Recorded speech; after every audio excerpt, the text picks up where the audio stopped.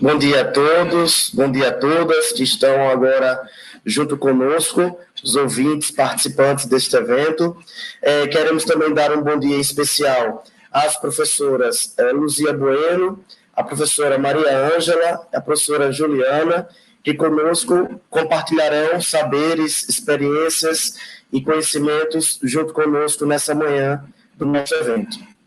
Para dar início, eu gostaria de fazer a apresentação de cada uma das nossas expositoras para que tenhamos um conhecimento do que onde que elas trabalham, o que elas fazem, executam suas pesquisas. Então, a princípio, eu sou o professor Carlos Eric. Mais uma vez, quero dar as boas-vindas a todos que estão aqui nos assistindo. Eu sou professor da Universidade da Interação Internacional da Lusofonia Afro-Brasileira e hoje eu estarei como moderador na mesa redonda intitulada Interacionismo Sociodiscursivo e os Estudos sobre Letramento. Nós temos como participantes da mesa a professora doutora Juliana Alves Assis, professora da PUC Minas. Ela possui graduação em Letras pela Pontifícia Universidade Católica de Minas Gerais, tem mestrado em Estudos Linguísticos pela Universidade Federal de Minas Gerais e doutorado em Linguística pela mesma universidade. Ela é professora adjunto 4 da Pontifícia Universidade Católica de Minas Gerais, atuando na graduação e na pós-graduação em Letras, é também líder de grupo de pesquisa cadastrado no CNPq, Práticas Formativas e Profissionais, Identidades e Representações nos Discursos. Ela tem experiência na área de linguística, no domínio da linguística aplicada, atuando, sobretudo, nos seguintes temas: escrita acadêmica, formação de professores e tecnologia digital. Também realizou estágio de pós-doutoramento na Université Stendhal Grenoble 3, França, em 2011, desenvolvendo pesquisas sobre o processo de escrita acadêmica e sua relação com as representações sociais dos estudantes, tendo em vista as discussões sobre a didática da escrita e o letramento universitário. É bolsista de produtividade do CNPq nível 2. A professora doutora Maria Ângela Paulino Teixeira Lopes, da PUC Minas, possui graduação em Letras, Português e Francês, pela Universidade Federal de Minas Gerais, mestrado em Letras pela Pontifícia Universidade Católica de Minas e doutorado em Estudos Linguísticos pela Universidade Federal de Minas. Realizou estágio de pós-doutoramento em 2017 no Laboratório Lillet, na Universidade de Grenoble, França, desenvolvendo pesquisas sobre processos de construção de autoria e de identidade acadêmica e profissional de graduandos de letras, futuros docentes. Integrante do NELF, Núcleo de Estudos em Letramentos, Linguagens e Informação da PUC Minas. Ela é coautora de livros didáticos de língua portuguesa para a educação básica. Atualmente é professora adjunto 4 da Pontifícia Universidade Católica de Minas Gerais. Atua na área de linguística, nos campos da linguística aplicada e da análise do discurso, pesquisando principalmente os seguintes temas: referenciação, gêneros discursivos, letramento acadêmico, formação docente, representações sociais e construção identitária. E temos a professora doutora Luzia Bueno, da Universidade da Universidade São Francisco, da cidade de Itatiba, São Paulo. Ela é mestre e doutora em Educação por esta mesma universidade, bolsista produtividade da CNPq, é doutora em Linguística Aplicada pela PUC São Paulo, líder do grupo Alter Lege e vice-líder do grupo Alterage, Análise da Linguagem, Trabalho Educacional e suas relações, e Aprendizagem, Gêneros Textuais e Ensino. Ela é membro do Comitê de Ética e desenvolve pesquisas na linha de educação, linguagens e processos interativos com foco principal nas relações linguagem e gênero textual, linguagem e ensino de língua materna e linguagem e trabalho. Possui graduação em Letras pela Universidade de Minas Gerais, a Universidade de Campinas, Estadual de Campinas, graduação em Ciências Sociais pela Universidade Estadual de Campinas, mestrado em Linguística Aplicada pela Universidade Estadual de Campinas, fez estágio de doutorado em Ciências da Educação na Universidade de Genebra, sob a orientação do professor Jean Paul Boulouka. Realizou estudos de pós-doutoramento sobre letramento na Unicamp, sob a supervisão da professora Angela Kleiman. Tem experiência nas áreas de educação e linguística aplicada, atuando principalmente nos seguintes temas: ensino de gêneros textuais, letramento, leitura e escrita, linguagem e trabalho do professor. Nesse sentido, a gente abre os nossos trabalhos, nossas atividades acadêmicas na mesa redonda. A gente pede que os ouvintes podem enviar suas perguntas pelo chat, para que no final os nossos professores possam responder. Daí, a partir de agora, a gente dá a palavra à professora Juliana Alves, para assim dar prosseguimento aos nossos trabalhos com a sua exposição.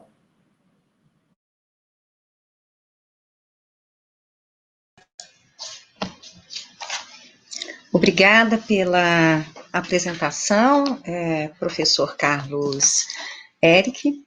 É uma alegria estar aqui com minhas queridas colegas e amigas, professoras Luzia e Mariângela, e eu quero aqui agradecer a formação dessa mesa, a oportunidade de participação dessa conversa, né? Quero agradecer à professora Eulália Liorcan, e nessa medida a Universidade Federal do Ceará.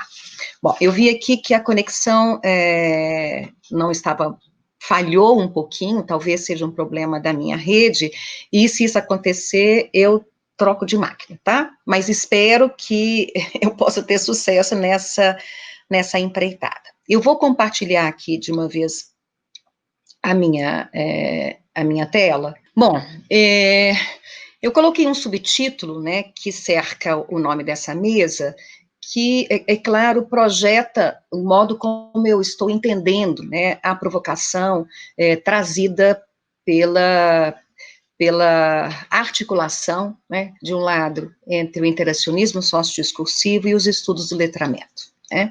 E por isso penso que nós estamos falando, sim, de diálogos não só possíveis, né, mas, sobretudo, diálogos necessários. Bom, eu pensei em organizar a minha participação, num primeiro momento, falando exatamente como encaro a proposta dessa mesa, né, recorto a discussão relativamente àquilo que compreendo como grandes desafios do e no processo de letramento acadêmico. Então, no campo dos estudos do letramento, eu recorto, né, a questão do letramento acadêmico, e trago aqui alguns resultados de pesquisa, né, que se dão exatamente com essa lógica, com esse investimento na formação para a escrita acadêmica. Bom, eu começo lembrando algo que está na abertura, né, do livro organizado por Carninho Guimarães, em Lousada, o livro que saiu em 2020, e que traz, né, resultados do último encontro do ISD que aconteceu em Porto Alegre. Assim dizem os autores: mudam-se os contextos, mudam as pessoas, mas um princípio segue firme. O ISD é um quadro teórico e metodológico com princípios sólidos, ver, por exemplo, aí algumas obras de Broncat, bem definidos, mas é também aberto, em contínuo desenvolvimento, e aceita as distintas contribuições dos pesquisadores, pesquisadoras, que, sob seu escopo, buscam formas de entender e significar o mundo, as mudanças humanas e seu contínuo desenvolvimento mediado pela linguagem.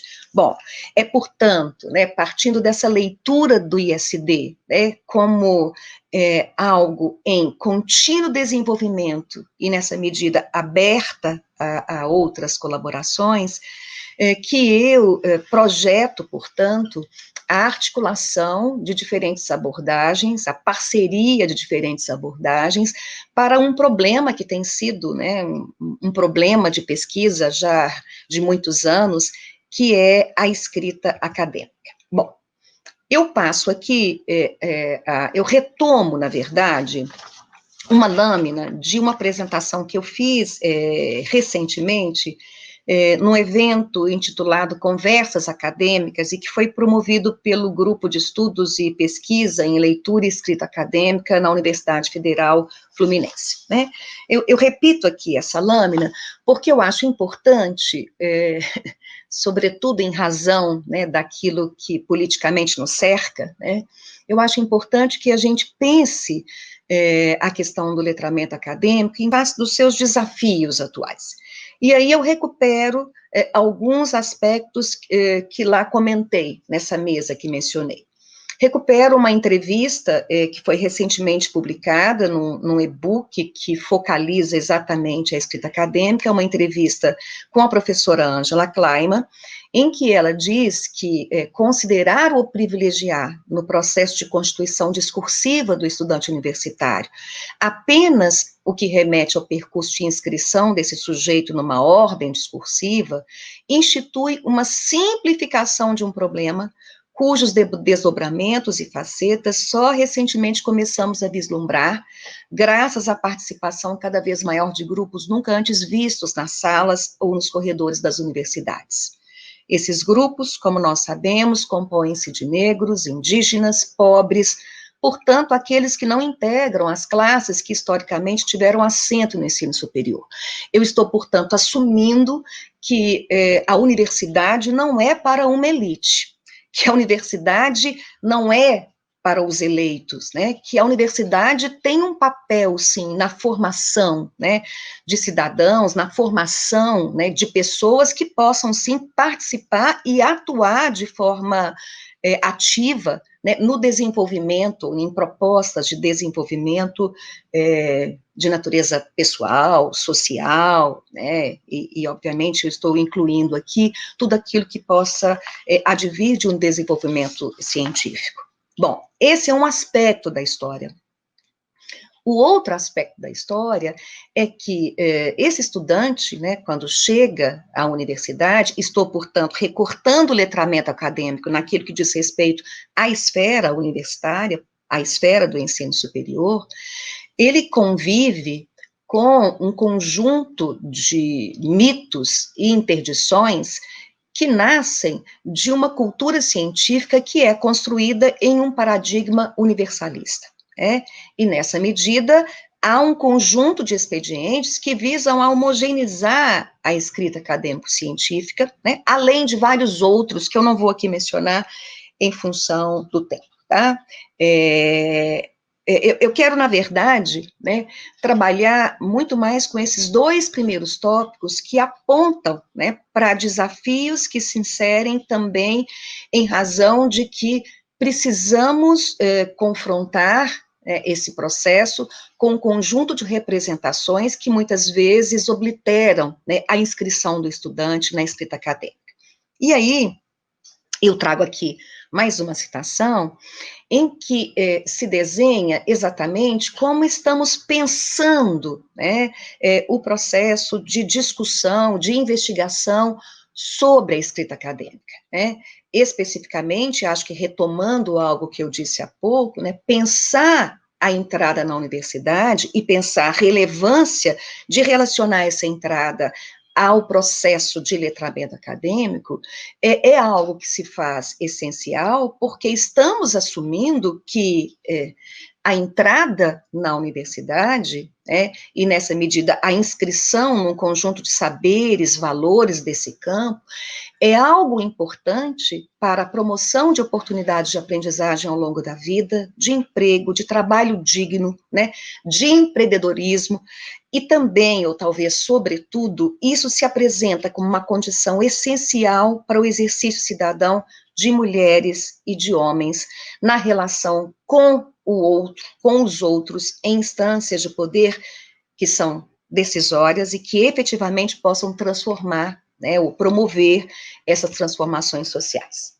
Bom, como é que eu, e na verdade o grupo, né, a que me vinculo, vem pensando, né, esses diálogos e contribuições, né, entre o interacionismo sociodiscursivo e os estudos do letramento, né? Na verdade, eu convoquei aqui outras duas frentes, né, que penso são muito importantes, considerados os desafios que eu aqui enunciei.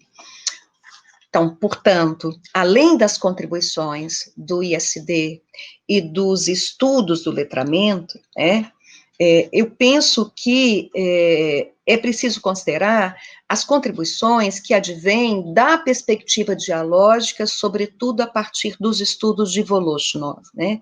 Eu me lembro de uma entrevista do Broncar, acho que na revista Revel, em que ele vai mencionar as influências do ISD, e uma delas, né, diz Broncar, né, fortemente marcando, né, a epistemologia, né, que caracteriza o ISD, é exatamente a influência das ciências dos textos, né, e discursos, né. Especificamente, ele vai mencionar os textos de Voloshinov, né, no sentido de que vai se pensar ali, de um lado, né, a unidade texto, mas em relação com o conjunto de fatores que constituem a exterioridade, né? E eu acho que aqui nós temos um vínculo muito estreito com os estudos do letramento, pensando que a demarcação de uma abordagem metodológica específica, né, aos estudos de letramento, né, com foco na ação social, né, vai considerar que a unidade básica de análise para entender o impacto da escrita na sociedade sobretudo, o evento de letramento, né? Então, nessa medida, a convocação de elementos que, de fato, possam possibilitar que entendamos o processo de produção de enunciados acadêmicos, né, de gêneros acadêmicos, pressupõe que a gente compreenda, né, os eventos, né, em que se dão exatamente essa produção. E isso implica também considerar elementos que dizem respeito à cultura disciplinar, né, e, ao mesmo tempo, elementos que dizem respeito a um conjunto de valores, de ideias, né, e, nessa medida, de representações que os estudantes materializam no contato com essa escrita. E aí, eu menciono aqui, eu não sei como é que está o meu tempo, eu não me controlei, mas se não der tempo aqui eu vou pedir ao Eric, por favor, porque eu não estou vendo o chat. Se você puder só me dizer, Eric, quanto tempo eu tenho aí no microfone, para que eu me organize e... Pronto, tudo bem, professora. Eu estou controlando aqui, pode ficar tranquila que quando faltar 5 minutos eu te aviso, tá? Obrigada, viu? Bom, eu quero, portanto, mencionar, e eu trouxe aqui 2 conjuntos de dados, né, de uma pesquisa anterior, já encerrada, mas que pensei em recuperar exatamente porque ela nos permite desenhar de forma mais expressiva essa articulação entre o interacionismo sociodiscursivo, os estudos do letramento e aquilo que eu convoco, né, especialmente, né, para compreender esse processo, né, entendendo que tipo de mudanças, né, podem ser provocadas relativamente às representações que os alunos trazem, né, sobre a escrita acadêmica e que acabam sendo reafirmadas pelas práticas na universidade. E, nesse primeiro momento, eu menciono uma primeira parte da pesquisa em que se apresenta um questionário aos estudantes, e eu vou focalizar especificamente 4 questões desses questionários, e que nessas perguntas se pede aos alunos que eles indiquem as primeiras palavras ou expressões associadas à prática de leitura, depois a prática de leitura acadêmica, e em seguida a prática de escrita, e em seguida a prática de escrita acadêmica. E eu vou ler aqui para vocês, tentando ser breve, um trechinho em que eu apresento uma análise desse excerto. Bom, então, relativamente à questão 20, sobre leitura, chama atenção, na resposta dos estudantes, o contingente expressivo de respostas que relacionam a leitura a algo provocador de sensações e sentimentos positivos. Prazer, bem-estar, paz. Possibilitador de ganhos valorizados pela nossa sociedade, informação, conhecimento, aprendizagem, e ainda relacionados a práticas ou situações que, em tese, não demandariam esforço ou empenho do sujeito, né? Aqui tomadas como leves, lazer, distração, viagem.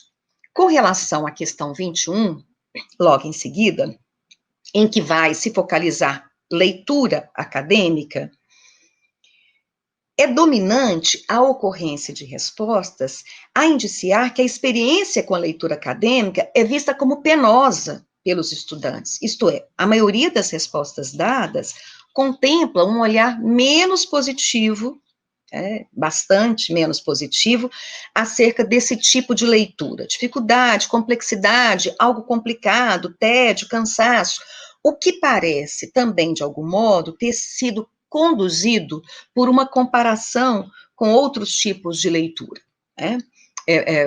Isso se flagra, por exemplo, em necessidade de maior tempo, necessidade de maior concentração, né? Há algo aqui que parece estar, portanto, construído na base de uma comparação.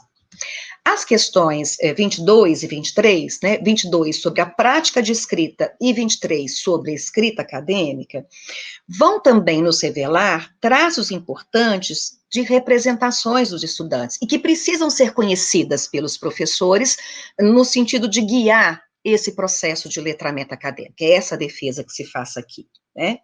A escrita acadêmica é caracterizada, então, passo já para ela, é caracterizada, sobretudo, por expressões como dificuldade, algo árduo, necessidade de esforço, medo de errar, condição que não coincide com as respostas à questão 22, quando se pensa apenas escrita, que são marcadas pela variedade de proposições acerca das práticas, expressão de sentimentos, pensamentos, opiniões, dificuldade, trabalho, algo complicado, prazer, gosto, etc. Ainda dom, legado. Então, se a gente parte da premissa de que toda representação de um objeto dota-o de valor, que pode ser mais ou menos positivo ou negativo, e, portanto, eu estou me orientando por uma perspectiva também guiada, né, pela orientação de Voloshinov, pensando exatamente na dimensão axiológica, né, do signo, né, na avaliação, né, chama muita atenção o modo como os itens lexicais referentes às práticas da esfera acadêmica não revelam sentimentos, ideias ou experiências positivas para os estudantes, tais como prazer, gosto, etc., né, ao contrário do que ocorreu com relação à prática de leitura e à prática da escrita, né. Obviamente, eu não tenho tempo aqui para aprofundar essa questão, mas é muito importante que a gente pense, né, ou que reflita sobre o conjunto de práticas escolares também, que efetivamente contribuem, né, para a existência dessas representações, né, e exatamente contribuem para a manutenção de um conjunto de elementos vistos pelos alunos como grandes impossibilidades, barreiras, né, nesse processo em que eles se engajam. Eu passo para um último exemplo. Professora, temos 5 minutos, tá? Então vai dar tudo certo.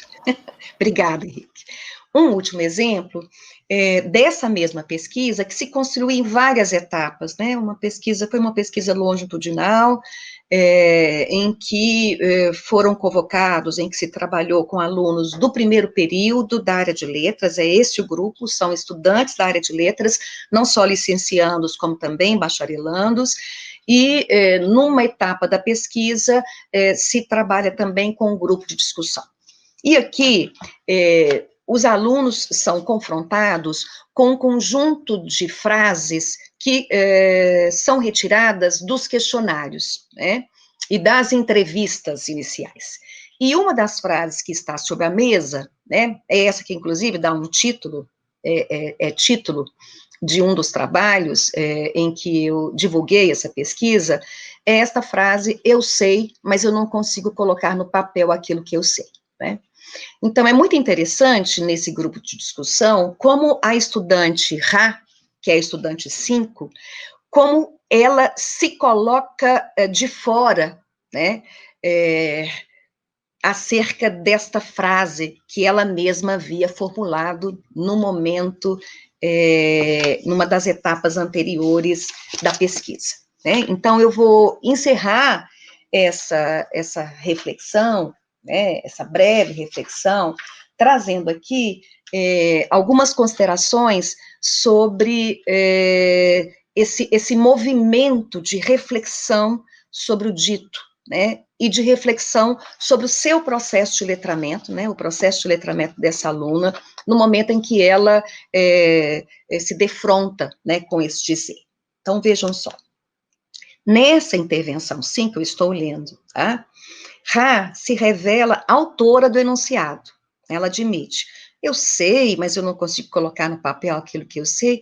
É engraçado, fui eu que escrevi essa frase no questionário. Eu me lembrei dessa minha frase, porque é sempre o que a gente escuta. Então, é muito curioso, porque nesse momento, quando ela traz, né, essa reflexão, ela começa a se afastar desse dizer. Ela começa a se afastar e, portanto, né, denuncia-se aí um movimento que é de não adesão a essa voz de outrem, que num primeiro momento, né, a ela, né, ela adere. Né? E quando o animador, né, diz: mas isso não é verdade, então? Ela diz: eu não sei mais. Eu diria que essa coisa aí não é de fora ou de dentro, você entende? Eu quero dizer, dentro de minha cabeça ou de fora sobre o papel. Eu tenho a sensação que aquilo que eu escrevo muda o que está dentro da minha cabeça. Eu ainda não entendo direito. Por exemplo, o conceito de enunciação. Quanto mais eu escrevo sobre isso, mais ele fica claro para mim e mais ele me pertence, entende? Então, é muito bonita essa formulação da aluna, porque, ao mesmo tempo em que ela se afasta, né, de um dizer que pensa, portanto, né, que escrever, né, é a mera transposição de um pensamento, e se nega aí aquilo que é o trabalho, né, o trabalho de construção autoral, né, de vinculação com o dito, né, um trabalho de implicação enunciativa, né, que o sujeito realiza na escrita, né, nesse momento em que ela é levada, né, a se confrontar com o dito, ela desenha, ela procura um outro lugar, nesse espaço, né, e de fato é um processo muito rico de se ver, e por meio de vários expedientes, né, aqui eu trouxe 2 para vocês. Eu vou encerrar também com uma citação daquele mesmo texto, né, que eu trouxe aqui para vocês antes, e que um pouco denuncia, né, eu diria assim, o conjunto de intenções, né, que temos desenvolvidos por meio de pesquisas que tomem o letramento acadêmico como grande objeto. Portanto, práticas sociais de escrita acadêmica devem, ou deveriam, permitir aos sujeitos da linguagem oportunidade de uma reflexão crítica, responsiva, sobre o próprio processo da produção escrita na relação com aquele que escreve, aquele que demanda a realização da atividade verbal de maneira empírica e imediata, aquele que demanda a realização da atividade verbal do ponto de vista de uma formulação curricular e disciplinar institucional de ordem histórica, aquele que lerá a produção escrita em contexto outro, quando da projeção do universitário como futuro profissional, mas também na relação com os objetos discursivos de que esses sujeitos são constituídos e feitos efeitos.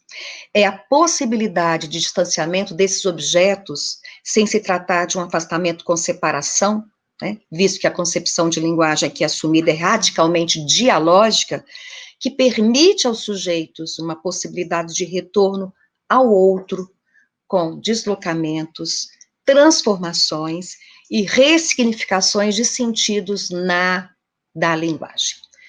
Com isso eu encerro a minha participação, muito obrigada. Aqui algumas referências que usei, espero não ter excedido o tempo, espero que possamos ter a oportunidade de conversar. Eu vou fechar aqui. Olha, professora, muito obrigado. Acredito que a senhora estava com o espelho aí, cronometrando a sua participação, porque você realmente cravou o nosso tempo e muito obrigado. Seu compartilhamento com os seus saberes, para a gente é uma experiência de muita felicidade e saber que nós estamos no caminho certo, considerando que o letramento acadêmico, por ser uma prática social também, é algo que transita em vários grupos de pesquisas no Brasil. A exemplo do GEPLA, que nós participamos e trabalhamos com essa linha de reflexão teórico-metodológica também. Mais uma vez, muito obrigado. Nós pedimos aos ouvintes que qualquer pergunta que precise ser encaminhada à professora Juliana, que coloque lá no nosso chat, estou fazendo o levantamento, e ao final nós faremos as discussões com as devidas respostas. Dando continuidade, a gente agora quer convidar a professora Maria Ângela para, assim, compartilhar conosco os seus saberes preparados para essa mesa redonda. Professora, mais uma vez, bom dia. Seja bem-vinda do calor de Minas Gerais aí, né? E estamos todos ouvidos para a senhora. Bom dia. Então, agradeço ao professor Carlos Eric pela mediação nessa mesa. Hoje está mais fresquinho, então eu acho que vamos ter... a gente torce para termos um dia mais agradável, porque o calor por aqui anda insuportável, realmente, né? Acho que como em quase todo o Brasil. Então, para essa mesa hoje, primeiramente eu gostaria de agradecer. Carlos, eu não visualizo o slide. Você projeta, eu projeto, você vai comandando aí, como é que nós vamos fazer? Então, eu estou visualizando aqui e nós vamos projetar, não se preocupe não. Tá e bom? Aí você vai avançando com os slides? Sim. Então tá certo. Então, primeiramente, né, agradecer, é uma honra e uma alegria estar aqui hoje com vocês, e eu gostaria muito de agradecer a professora Eulália, ao professor José Ricardo, por esse evento que muito, né, engrandece as nossas discussões, contribui, portanto, enriquece.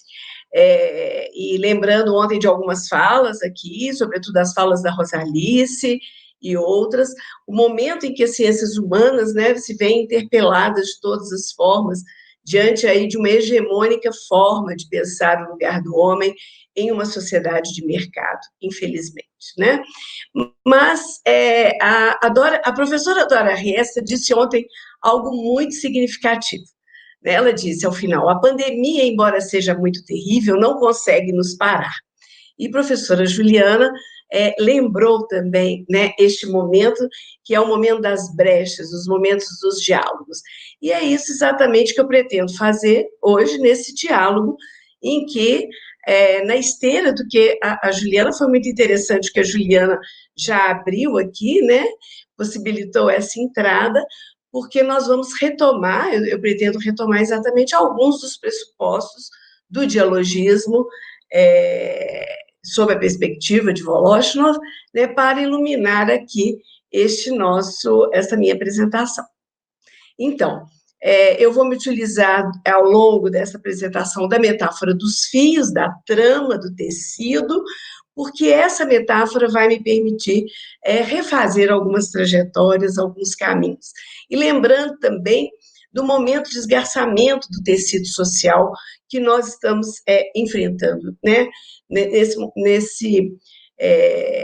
Em uma visão, né, bastante neoliberal de sociedade. Mas, mais do que nunca, é preciso trazer o diálogo entre os campos com os quais nós dialogamos, né? Não somente a perspectiva interacionista e sociodiscursiva, mas a semiótica, a semiolinguística, a linguística do texto, a linguística aplicada, a análise do discurso, a análise crítica do discurso, sociolinguística pragmática, entre outras, como está aí na programação deste evento. Eu falo, portanto, de um lugar de formadora de discentes de língua portuguesa. É sobre isso que né, esse trabalho aqui ao qual eu venho me dedicando em minhas últimas pesquisas, e aqui nós vamos tentar traçar essa trajetória dos viéses teóricos, das decorrências metodológicas, para chegar, né, ao papel que a linguagem tem na formação dos nossos docentes do campo da linguagem. Então, este é o plano desse tecido, para continuar nessa metáfora, né, do tecido, da trama. Eu vou apresentar, então, o contexto, os diálogos possíveis, né, e o papel da linguagem, dos gêneros, nesses diálogos, as premissas do ISD e dos estudos de base social e cultural do letramento, algumas interseções, e vou trazer uma reflexão muito rápida, um recorte sobre uma prática de propostas didáticas com gênero no estágio. Depois a gente pode conversar sobre possíveis projeções, né? Então, parto do princípio que as ações discursivas vivenciadas pelos sujeitos, futuros docentes, podem não somente apontar para etapas do desenvolvimento desse futuro docente, como também possibilitar compreender o seu próprio processo formativo, né? Que é marcado pelo diálogo com os saberes trazidos da vivência social, cultural, escolar, e os saberes construídos ao longo do curso de letras. Eu já tinha explicado sobre a metáfora que eu vou usar, dos fios, da trama, e essa trama trazendo aí a partir, né, dos estudos de Voloshinov, na reação apresentada por Voloshinov na sua tese, né, que está na obra Marxismo e Filosofia da Linguagem, que ele reage às duas orientações do pensamento filosófico, propondo uma síntese dialética. Ele afirma, né, o autor, que o signo, eu estou usando a versão traduzida pela professora, a publicação traduzida pelas professoras Sheila Grillo e Caterina, que foi editada pela editora 34, em 2017. Então, temos aí, né, o signo verbal como o caminho mais fácil e abrangente para acompanhar o caráter ininterrupto do processo dialético de mudança que ocorre, portanto, da base, né, da infraestrutura social, econômica, cultural, em direção às superestruturas, aos signos. Portanto, o papel central da linguagem na construção e na reflexão do próprio ser humano e sobre o ser humano. Porque a palavra, o signo, está repleta de conteúdo, de significação ideológica e cotidiana. Nós vamos ver isso no evento de leitura que eu vou apresentar rapidamente. Então, a língua, nesse processo da realização prática, não pode ser separada de seu conteúdo ideológico ou cotidiano. Essa é uma das teses caras e que ele aponta como um grande erro, né, do objetivismo abstrato, por exemplo. O conceito, na realidade, há um grande princípio do dialogismo, né, que implica a responsividade, também reagindo à questão da abstração, do objetivismo abstrato, que todo enunciado, mesmo escrito, finalizado, ele responde a algo. Ele é um elo na cadeia ininterrupta dos discursos verbais. E dá continuidade às gerações, ao que foi, né, construído pelas gerações anteriores, polemiza com eles, dialoga, né, antecipa, portanto, o conceito de compreensão ativa e responsiva, que é muito importante. Então, partindo dessa ideia de que o enunciado é de natureza social e que a situação social mais próxima, o ambiente social mais amplo, determinam completamente, por assim dizer, a estrutura do enunciado, nós vamos dar continuidade a essa tentativa do diálogo, que acreditamos muito profícua, proveitosa, entre os signos como esse produto dessa interação social, né, marcadamente na interação e nesse diálogo, portanto, responsivo, levando em conta as condições da comunidade de fala. A comunicação discursiva, então, ela não pode ser compreendida nem explicada fora dessa ligação com a situação concreta. Daí a ideia de dinamicidade, né, de vida, de mutabilidade da língua e não de encarceramento da língua. Isso nos traz a visão descendente, né, que nos impõe esse olhar de ir das condições sociohistóricas, das condições concretas em que os signos se realizam na interação discursiva, e que vai refletir, a meu ver, né, que deveria pautar as nossas práticas formativas na escola, na universidade. As formas dos enunciados, os discursos verbais singulares, há uma singularidade, claro, né? Voloshinov deixa muito claro, mas ela tem relação estreita com a interação da qual faz parte. E daí uma necessária revisão dos modos de pensar a mediação formativa. Então, continuando a tessitura dessa trama, né, em que outros fios vão se tecendo, não há como não trazer Vygotsky. Né? Vygotsky, contemporâneo, né, de Voloshinov, ele atribui, né, uma importância crucial à atividade simbólica, né, à atividade mediada pelos signos, e traz para a gente a metáfora do instrumento, né, o momento em que o indivíduo cria, né, e usa instrumentos na sua interação. E isso vai ser importante porque nós vamos trazer a leitura, né, do Chineville e de outros estudiosos, né, na Escola de Genebra, aqui no Brasil, em outras instâncias, de ver o gênero como esse instrumento que possibilita a ação do sujeito, né, a ação social desse sujeito, e que dá continuidade às experiências construídas pelas gerações precedentes. E, assim, possibilita também a ampliação, o alargamento das experiências. Então, os instrumentos não só determinam o nosso comportamento, mas nos guiam, né, nos afinam, nos diferenciam, nos permitem também entrar em diálogo com as ações dos outros sujeitos. E é muito importante deixar claro como que, pela ação com as práticas, né, configuradas pelos gêneros, nós vamos construindo esquemas de sua utilização. Vai ser importante isso na retomada desses pressupostos da interação, da mediação, do diálogo, da responsividade, para tratar, né, para compreender como que as obras, a partir, né, da publicação do Atividade de Linguagem, Textos e Discursos, sobretudo, ganharam corpo, né, na década, ainda no final dos anos 80, início da década de 90. Então, a gente corre um risco, né, quando faz um levantamento desses, de trazer algumas das obras que permeiam aí as nossas práticas, as nossas experiências formativas.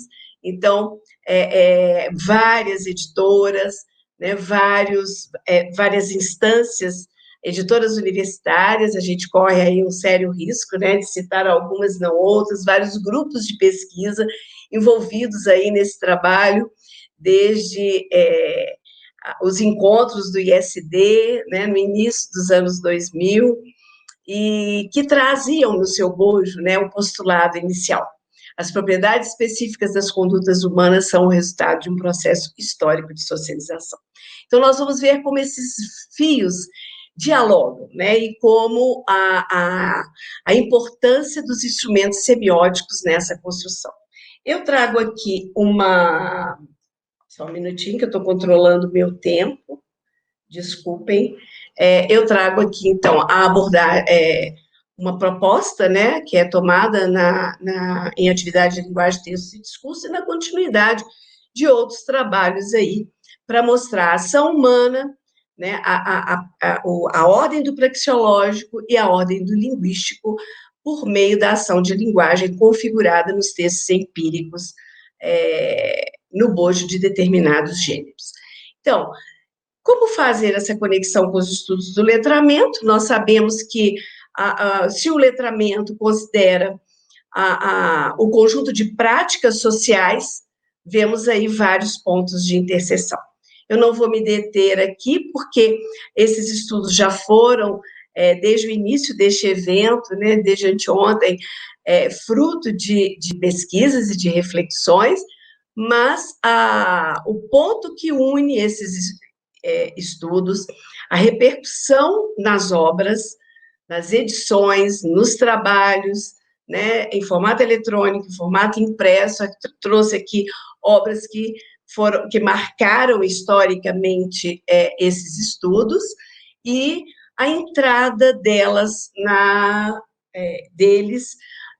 escola, né, na formação. Então, a tese central é que a ação constitui o resultado da apropriação pelo organismo humano das propriedades da atividade social mediada pela linguagem. E um dos princípios do letramento, que passa a partir dos estudos antropológicos, etnográficos, também sob a perspectiva não somente Kleiman, de Soares, né, de Street, a correlacionar essas práticas com as próprias necessidades, os valores e os pressupostos sociais, né, aquilo que a ideologia nos forja. Então, trazendo, então, uma experiência rapidinha, nesses minutos finais, com propostas didáticas. Eu tenho me dedicado nos últimos anos a este trabalho com os gêneros na formação do futuro docente. Eu propus, a partir de uma demanda de professores da educação básica, uma experiência com alunos do 7º período de estágio, em que, ao mesmo tempo que queríamos promover as capacidades letradas do futuro docente de língua portuguesa para atuar na educação básica, nós queríamos responder, né, numa atitude dialógica, à demanda dos professores supervisores. Alguns professores já tinham solicitado, os estagiários, essa experiência ainda aconteceu de forma presencial, e não como hoje estamos trabalhando o estágio no regime remoto, e alguns professores estavam propondo que os estagiários trabalhassem com gêneros do campo, né, jornalístico, midiático, com os alunos das séries finais do ensino fundamental. Eu trago uma notícia que foi veiculada e que eu pedi, em um primeiro momento, não dei nenhuma orientação a esses estagiários. A gente tem um momento de encontro por semana, né, em que eles trazem as demandas dos professores, das escolas, e eu pedi que eles lessem esse texto e discutissem em grupos. Então, nós temos aí a notícia seguinte: um motorista visivelmente embriagado perdeu o controle do carro na BR-020, estrada próxima a Brasília, na madrugada desta quinta-feira. O motorista perdeu o controle, invadiu o gramado, percorreu cerca de 200 metros e bateu em uma caixa de eletricidade subterrânea. Arrancou a tampa e parte do concreto, só parou quase 50 metros depois. O rapaz de 28 anos saiu do carro e não conseguiu ficar em pé. Perto do veículo foi encontrada uma garrafa de cerveja. De acordo com a Polícia Rodoviária Federal, o motorista se recusou a fazer o teste do bafômetro, mas como apresentava sinais de embriaguez, foi multado em R$ 954. Ele foi liberado, mas vai responder a processo, Se condenado, pode ter a carteira de habilitação apreendida e perder o direito de dirigir por um ano. Felizmente, ele não provocou nenhum acidente mais grave. É lamentável também que alguém tenha permitido que ele dirigisse um carro naquele estado. Aqui está a fonte da notícia. E eu dei um tempo, né, os alunos discutiram nos seus grupos, e depois nós socializamos para a exposição de um relator, né, determinado por eles, para dizer as primeiras impressões. Não havia nenhuma orientação, é muito importante dizer isso. Então, há uma unanimidade, eu vou ser bem breve, por causa do tempo. O texto relata um acidente ocorrido com o homem. É uma notícia, pois responde a perguntas como o que, quem, onde, quando, como. Apresenta lead, tem uma finalidade objetiva, uma preocupação com a informação dos conhecimentos, apresenta dados minuciosos. É um texto jornalístico, neutro, relata fatos reais, verdadeiros. É um texto que tem função informativa, é do campo jornalístico. Dirige-se a um público esclarecido, foi veiculado no portal o Globo. Apresenta relações de fato, de causa, de consequência. Ele tem uma estrutura, ao mesmo tempo, narrativa e descritiva, e um grupo ainda trouxe uma pesquisa que eles tinham feito na internet. A notícia se difere da reportagem na medida que é um texto informativo impessoal, sem teor opinativo, característico das reportagens. Bom, em seguida, eu propus uma problematização a eles. Imagine que vocês estão desenvolvendo práticas de leitura e escuta de gêneros noticiosos em uma turma de 9º ano. E um aluno contesta as características de classificação da notícia como um texto imparcial objetivo. E ele se apoia nessas pistas. Felizmente, ele não provocou nenhum acidente mais grave. É lamentável também que alguém tenha permitido que ele dirigisse um carro naquele estado. De que modo você encaminharia as reflexões suscitadas pelo aluno? A partir daí, né, houve um momento de silêncio e, ao mesmo tempo, um certo desconforto, e a partir daí acho que a gente pode imaginar toda a série de problematizações que ocorreram, e, né, a partir desse momento, do próprio questionamento. Então, o que eu trago aqui como reflexão é a necessidade de pensarmos sobre todos os desafios que nós, como leitores, né, os estudantes, graduandos de letras como leitores, na condução das nossas práticas enfrentamos, né? E como os gêneros são um desafio. Então, ele é um mega instrumento e ele tem as tramas, né? Nesse tecido emaranhado, a trama não é arrumadinha, né? Eu gostaria somente de encerrar, porque meu tempo já está estourando, que na BNCC é possível também problematizar algumas habilidades que estão ali previstas. Eu vou trazer 2 habilidades rapidinho, mesmo que não dê tempo que a gente leia aqui, que é a habilidade 16 das séries finais, né, do 6º ao 9º, do fundamental, e a habilidade 17, que trata do campo jornalístico midiático e do que se espera dos alunos, né, dos objetivos. Então, eu grifei, analisar e utilizar as formas de composição, dos gêneros jornalísticos da ordem do relatar, tais como notícias, né, blocos noticiosos, que também pode contar com imagens, vídeos, e da ordem do argumentar, tais como artigos de opinião e editorial, entrevistas, né? Então, há uma dicotomia para tratar o gênero, né? A gente reconhece que os documentos avançam, mas há algumas habilidades, há alguns momentos em que é preciso problematizar. Aqui na habilidade 17, né, traz que é preciso analisar o tratamento dado às notícias, né, a informação das notícias, a ordenação dos eventos, as escolhas lexicais, o efeito de imparcialidade do relato, né?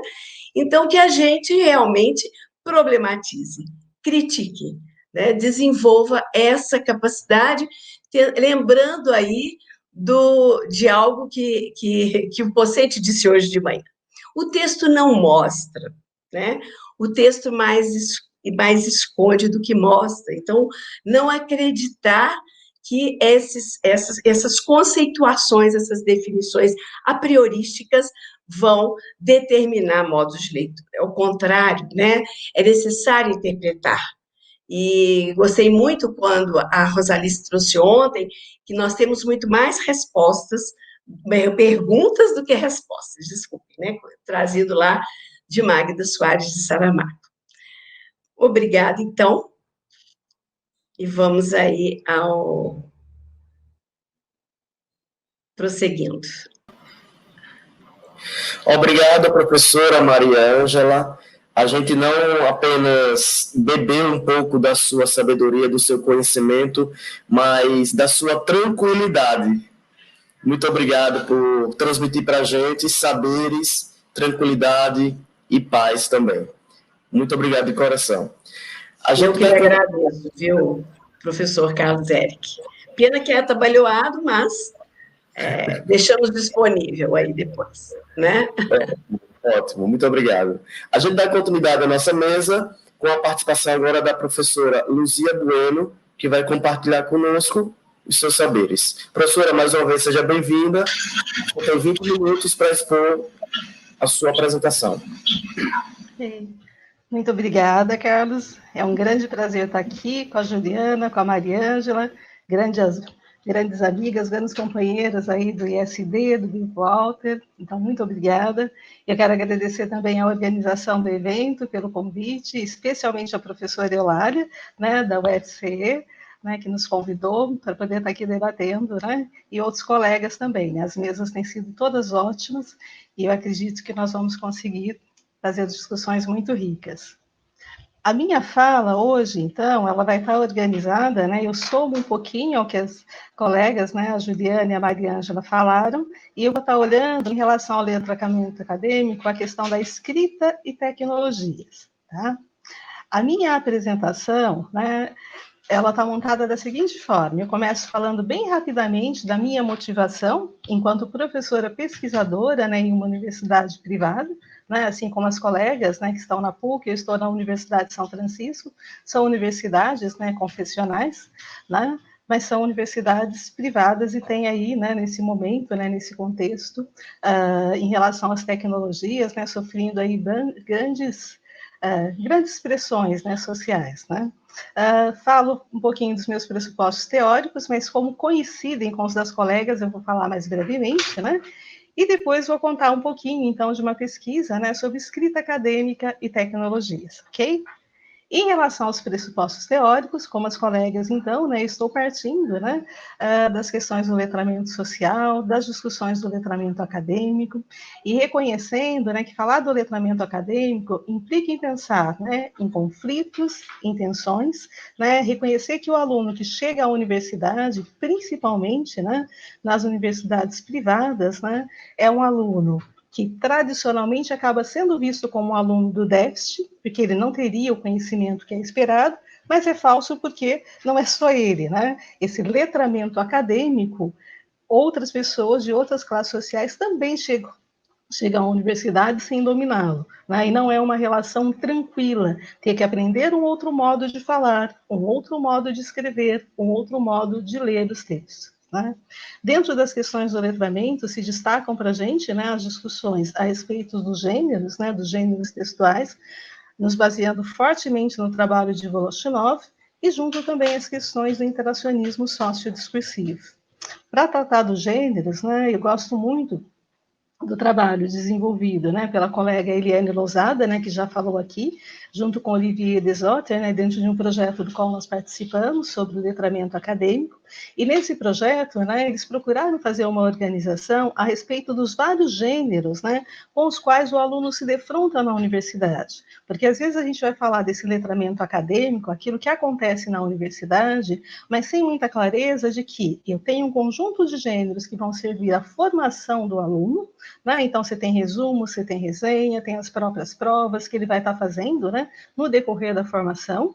tem gêneros, né, como relatório de estágio, que contribuem para uma formação profissional, e eu também tenho uma formação voltada para pesquisa, né, voltada para uma formação mais acadêmica mesmo. E é importante a gente ter essa clareza, né, que gêneros são esses que a gente acaba trabalhando na universidade e para que exatamente, quais as finalidades que eles tomam, tá? Pensando também na questão dos gêneros, e trazendo agora para a questão da escrita, é importante ter uma concepção clara, né, das várias dimensões da escrita, né? Perceber que escrever um texto não significa simplesmente estar fazendo uma estrutura, né? Não é só uma materialidade linguística, mas há várias dimensões. Há uma dimensão psicológica, como apareceu, né, na exposição da professora Juliana, né? Esse aluno tem uma relação, tem afetos com esse texto, tem representações em relação a essa produção. Mas também, né, a gente tem essa dimensão social, né? Eu estou produzindo um texto na universidade, isso implica em relações de poder, implica em relações, né, de construções aí, né, de um novo eu, um jogo de faces, tá? Partindo, então, desses pressupostos teóricos, né, e principalmente do ISD, né, no qual, né, o que a gente vai tomar do ISD? Nesse momento, para a fala de hoje, eu estou me centrando na importância de, antes fazer um bom trabalho de escrita com um determinado gênero, a importância da gente olhar para esse contexto socio-interacional mais amplo. Nesse momento, né, eu como professora da área de linguagem de uma universidade privada, né, eu estou tendo que repensar como trabalhar com disciplinas como leitura e produção de texto, mediada pela questão das tecnologias. Então, eu estou sendo convidada, instigada a fazer uma reflexão sobre esse trabalho, né?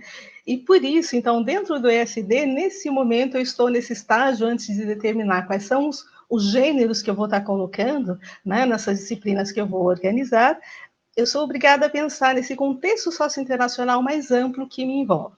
Qual é o contexto? Né? Esse contexto da educação à distância, né, no Brasil, atualmente, né, nós temos aprovada a possibilidade de até 40% das disciplinas, né, dos cursos presenciais serem à distância, 40% é bastante, né, e com a pandemia, né, eu acredito que todos nós aqui estamos inseridos, né, também nesse ensino remoto. Então, as tecnologias estão aí e estamos tendo que usá-las. Para entender um pouco melhor sobre isso, o que eu fui fazer? Né? Primeiro, tentar compreender que números são esses que a gente tem, né, a respeito, né, das tecnologias, a respeito da EAD. Tem uma dissertação de mestrado defendida recentemente, né, eu participei da banca, né, que trazem alguns números que nos ajudam a pensar. Né? Dentre esses números, é importante a gente perceber, por exemplo, né, que, olha, em relação, né, à quantidade de instituições privadas e instituições, né, públicas, a gente tinha, olha, em 2005, né, 1.934 universidades privadas, 231 públicas. Em 2017, os últimos números que o rapaz escolheu, né, a gente continuou com uma diferença pequena, né, 2.152, né, em relação às privadas. As públicas, felizmente, tiveram um bom aumento, né, para 296. Quando a gente vai olhar, né, para a questão agora de alunos, principalmente no formato EAD, a gente leva um susto, né? Em 2005, as universidades privadas tinham 60 mil alunos e as universidades públicas, que já faziam algum trabalho em EAD, 54 mil.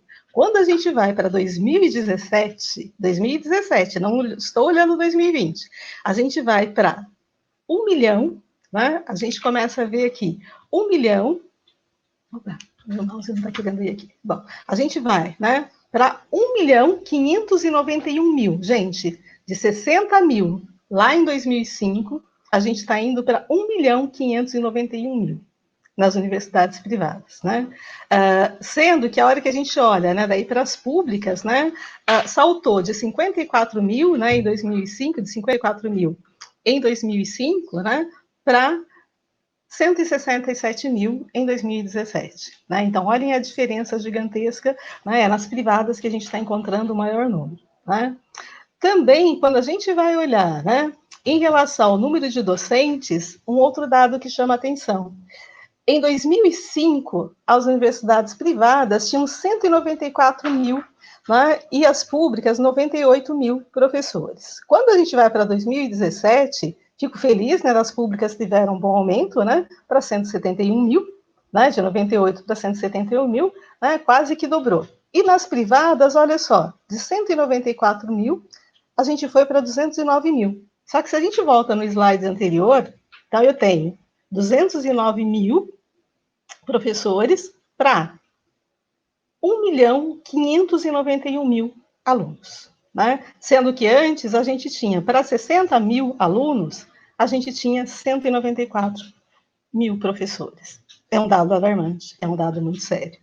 Né? Se a gente observa, né, nesse gráfico, a gente vai ver, né, que, né, ele, né, o rapaz que fez a tese, ele fez na área de educação, mas ele tem uma formação, né, em contabilidade, então ele mexe muito bem com os números, é maravilhoso. Né? E ele fez, né, esse gráfico mostrando para a gente, olha só, em relação aos alunos, a gente tem esse aumento. Né? Aqui, como ele fez, né, acumulado, né, daria 87%, né, quase 88%, né, daí de aumento, né, mas considerando aumento sobre aumento. Em relação a professores, de 2005 até agora, 2017, teve um aumento de 7%.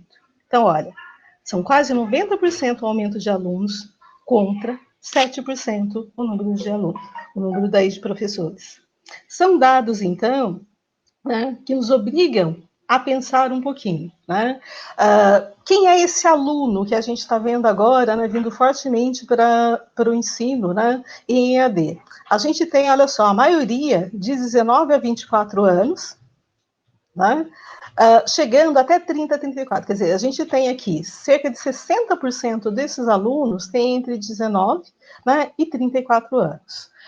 Fortemente, o que a gente está encontrando? Né? Fortemente, nós estamos encontrando mulheres casadas com mais de 24 anos, fortemente no curso de pedagogia, tá? E são mulheres que trabalham, têm uma jornada de trabalho de 40 horas por semana e boa parte delas são responsáveis, né, pelo sustento da família. A gente imagina, né, que essas mulheres, né, muito provavelmente, né, não tenham chegado na universidade com uma grande formação em relação à leitura e escrita. E é interessante quando a gente vai olhar, né, com todas as críticas que a gente possa fazer, né, para as avaliações externas, né, como o ENAD, quando nós vamos olhar, né, para os dados do ENAD, o que a gente nota? Olha só, em EAD, né, a gente tem 39% em cursos com conceito 2, 40% em conceito 3. Isso está dizendo para a gente, né, que, olha, a gente tem aqui mais de 80% dos cursos não são tão bons assim, né? Diferente do presencial, né, em que a gente vai ver, né, que a maior parte está com o conceito 3, 4, 5. Olha a diferença.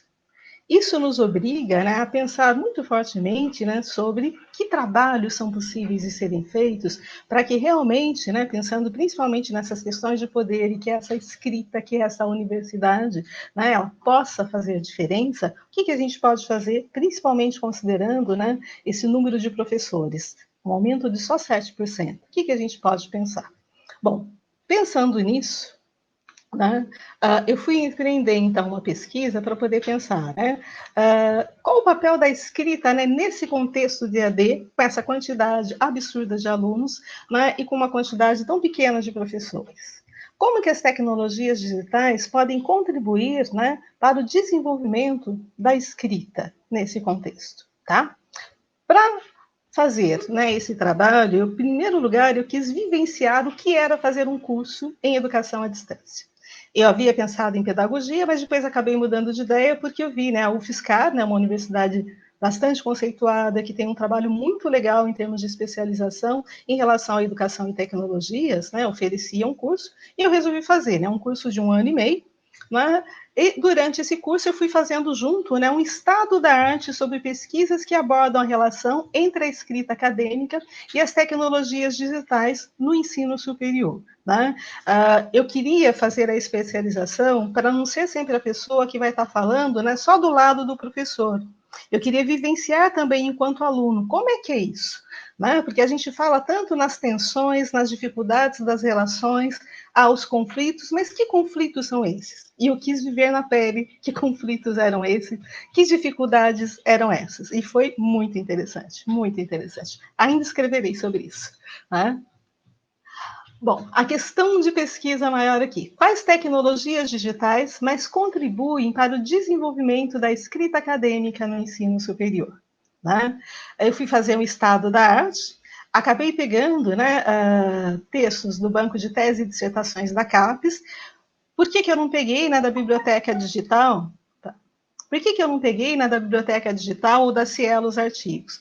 Na biblioteca digital eu achei pouquíssimos trabalhos que se repetem em relação ao banco de teses e dissertações da CAPES, e esses estudos ou traziam a questão da escrita muito de maneira geral, ou das tecnologias também, muito de maneira geral. No caso dos artigos da Cielo, é incrível, a gente acha muita coisa sobre escrita acadêmica, muita coisa sobre tecnologia, mas a articulação eu não encontrei nenhum artigo até o momento.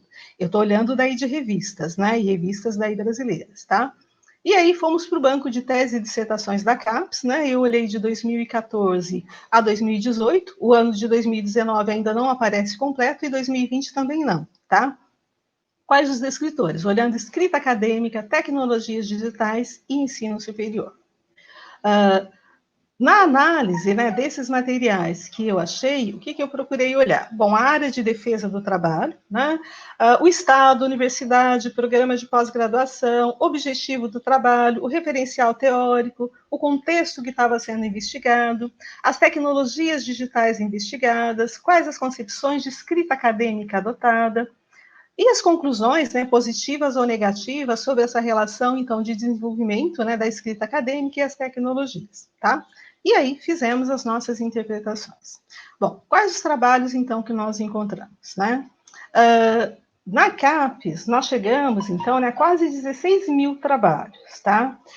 Como seria impossível, né? Era um trabalho sozinha, né? Tá olhando para todos esses trabalhos, né? Eu acabei fazendo uma opção de olhar para 10% de cada ano. Por quê? Os primeiros, né, trabalhos que aparecem são sempre, né, os mais relevantes. E realmente, né, a hora que ia olhar, rapidamente a gente ia vendo, né, que daí se dissipam, né, os escritores, né? Um dado interessante, né, a gente tem que ficar atentos, né, ao modo como nós damos os títulos para os nossos trabalhos, os resumos e as palavras-chave, porque ficava muito difícil, né? Várias vezes eu tive que ler a introdução do trabalho para poder ter uma ideia mais clara, né? Não dava simplesmente pelo título e pelo resumo, porque não tinha muita clareza. É um ponto aí que é importante, que a gente precisa melhorar, porque, assim, daria para fazer excelentes trabalhos de estado da arte se os dados, se os textos estiverem mais organizados. Então, de 16 mil trabalhos, né, eu acabei fazendo a opção por trabalhar com cerca de 10% do trabalho de cada ano. Então, de 16 mil, né, de quase 16 mil, eu olhei 1.600 trabalhos. Desses 1.600, o que eu fiz? Né? Foi leitura dos resumos, né? E depois também das introduções e das conclusões, mas como, infelizmente, foi baixíssimo o número de trabalhos encontrados, foi possível ler os trabalhos na íntegra. Né? Se vocês olharem, né, aí nos meus dados, né, vocês vão ver, né, que eu só encontrei trabalhos em 2016 e 2014. Há uma quantidade gigantesca de trabalhos falando da escrita, falando das tecnologias, falando do ensino superior, mas articulando as três coisas, só esses quatro, tá? Quais são esses quatro? Né? A gente tem 3 trabalhos daí de mestrado, a gente tem trabalhos, né, da PUC do Paraná, trabalho aí também, né, da Federal de Pelotas, tá? E da Federal do Ceará, né? E um trabalho só de doutorado. Desses trabalhos, o que eles trazem para a gente e que é importante a gente olhar? Bom, primeiro, né, que tecnologias que são focadas para trabalhar a escrita? Aparece a questão, então, do fórum, do chat, do blog, né, a rádio web, o Moodle, né, a questão dos fóruns, né, e as tarefas para envio de trabalhos, né, o Mock, mas dentro do Moodle também, né, com fóruns, chats, e-mails, o Google Drive, Facebook. No conjunto, o que se fala desses trabalhos? Né? Se fala fortemente dos efeitos positivos do emprego, né, de se trabalhar com várias tecnologias.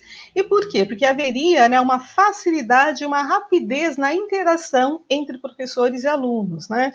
E no fato de que os alunos se sentem mais à vontade, né, na escrita de textos online. Mas é interessante pensar, né, no que está aparecendo, né, gente? Porque, olha, é fórum, é chat, é o blog, né? O fórum, né, vai aparecer fortemente a questão do Facebook, o e-mail. Então, é interessante pensar um pouquinho também, né, que materiais, né, e que tecnologias estão sendo usadas e que tipos de escrita elas possibilitam também. Se a gente olhar, né, em relação aos gêneros que foram escolhidos, né, a gente nota, né, se trabalhou com o resumo, depois, chamando um texto, né, como argumentativo acadêmico, sem nomear um gênero específico, pensando, né, num conjunto de textos aí que aparecem na universidade, o TCC, e um outro trabalho que olhou vários, né, olhou a questão do e-mail, olhou a questão do Facebook, olhou diferentes formas, né, de interação, né, sem se centrar especificamente num dado gênero. Em relação ao referencial teórico, né, é muito forte, né, essa concepção interacionista, uma concepção iniciativa discursiva, né? Bakhtin e Vygotsky transitam bastante aí por esses 4 trabalhos, tá? Os cursos que foram olhados, né? Há um trabalho só que olha para vários cursos da universidade, os outros, né? Ou pedagogia ou letras, tá? O que eles trazem para a gente, né? Opa! O slide está com mais pressa do que eu, pode me deixar, slides. O que eles trazem, né, daí para a gente de irrelevante, né, esses trabalhos, né? A importância da intervenção do docente, como muito mais importante do que as tecnologias. A interação com o docente fez com que a escrita desses alunos, diferentes escritas, né, conseguissem ter um desenvolvimento, tá? É muito interessante ver que seja o professor ou seja o tutor, né, ele tem uma importância nesse contato mais direto com esses alunos. Mas, se a gente volta para que em 2017 havia, né, que em 2017 a gente estava com números de 1.500.000 alunos, né, para cerca de 200 mil professores, a gente já começa a ficar um pouco assustado de como possibilitar essa interação, né? Em relação as dimensões da escrita, né, a gente nota que, assim, né, se contempla a dimensão linguageira e social, no sentido de tentar trabalhar, né, e perceber, né, a adequação dos textos, né, a um certo contexto, mas se trabalha pouco, né, essa dimensão mais psicológica. Gente, não precisa ficar com pressa, computador. Se trabalha muito pouco, né, essa dimensão psicológica, né, essa relação dos afetos, né? Como que esse aluno se sente frente a essa escrita, né? Quando a gente pega, né, o trabalho que a professora Juliana apresentou, né, o da Virginia Zavala, que trazem, né, como que esse aluno se sente em relação a essa escrita? A gente vê claramente que é uma relação de conflito, que é uma relação tensa, né, é uma relação, né, que o obriga, né, a se enquadrar, mas não é um enquadramento tranquilo. Então, são pontos que seriam muito importantes de verificarmos na pesquisa, né, de buscarmos ver como tratar, como dar conta disso. No conjunto, né, então, o que esses trabalhos acabam mostrando para a gente, né? Que é preciso, então, né, a gente notar a complexidade da escrita, né, e que essa escrita se faz, né, por gêneros textuais, né? Quando articulados, né, daí as tecnologias, desculpem, gente, o computador está querendo correr aqui. Quando articulados as tecnologias digitais, né, os trabalhos com a escrita, eles precisariam, né, explicitar melhor, né? Que tecnologias que favorecem cada tipo de escrita. Então, por exemplo, eu estou mexendo com o resumo. Legal que a gente discutiu no chat, discutiu no fórum. Ótimo. Mas que tecnologia que contribuiu mais? Contribuiu para o conteúdo temático, contribuiu para a estrutura, contribuiu para uma construção, né, de representações sobre o contexto de produção.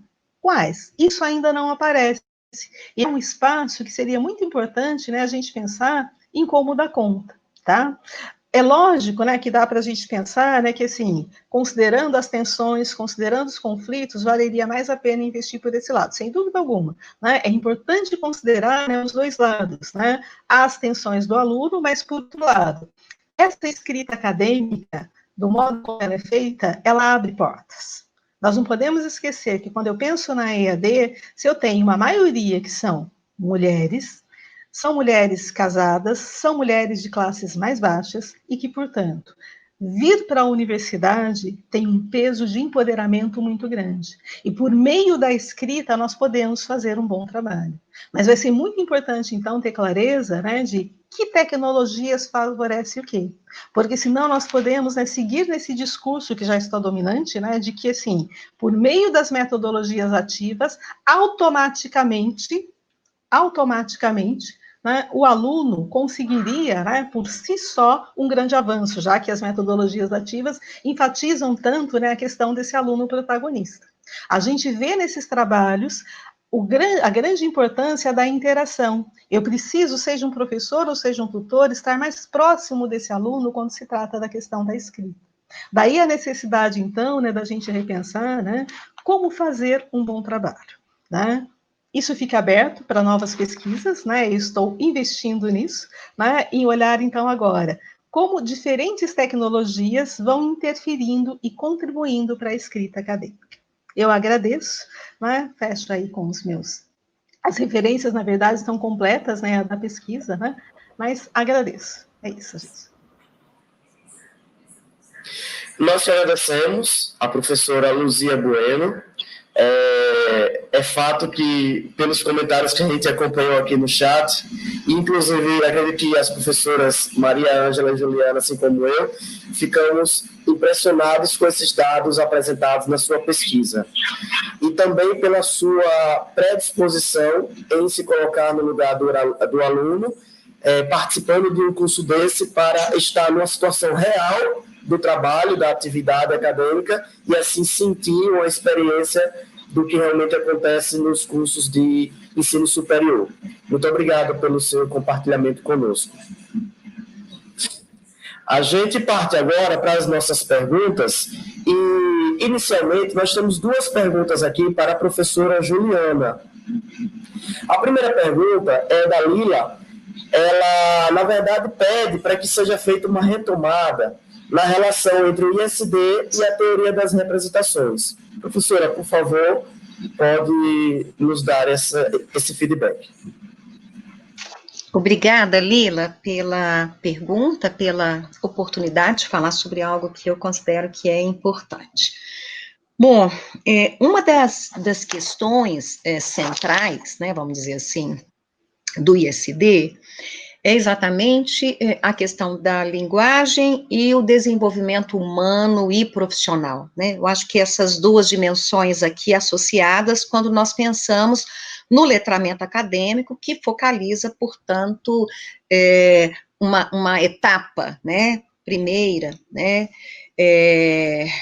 dessa formação profissional, né, que vai se dar ao longo de toda a vida. E eu parto do princípio, né, e aí eu estou retomando aqui Michel Dabene e também o Bernard Pi, né, que de formas diferentes, né, vão dizer que as representações, elas não só condicionam fortemente o desenvolvimento e o sucesso de um projeto de ensino, né, porque a gente está falando disso especificamente, como também as representações estão na base do próprio projeto de ensino, né? Os exemplos que a professora Luzia trouxe agora, né, denunciam isso, né? Aquilo que se escolhe efetivamente como prática, né, para esses estudantes que estão lá no ensino à distância. E aí eu me lembro aqui também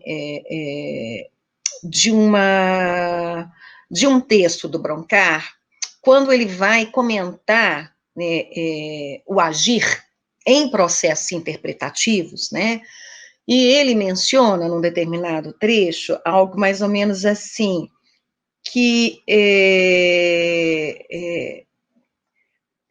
esse agir, ele é marcado, né, claro, pelo conjunto de discursos de prescrição, mas também ele é marcado, ele é conduzido pelas preferências, né, desses sujeitos. E essas preferências, né, quando eu trago aqui a ideia de preferências, eu estou pensando sempre em alguma coisa que retoma, portanto, o Voloshinov relativamente a uma fortíssima, né, orientação axiológica, avaliativa nas práticas de que a gente participa. Então, eu penso que conhecer as representações dos sujeitos envolvidos nesse processo de letramento, né, é essencial para a gente levar à frente esse projeto de pensar o funcionamento da linguagem no desenvolvimento humano e profissional, né? Então, é essa a história. Não resta dúvida, Lili, que a gente tem enfrentamentos que são enfrentamentos de ordem metodológica em termos das categorias analíticas que a gente vai elencar para lidar com esses dados, né? Porque se nós trabalhamos com uma perspectiva que é uma perspectiva não meramente linguística, né? Mas eu volto a dizer, insisto, né?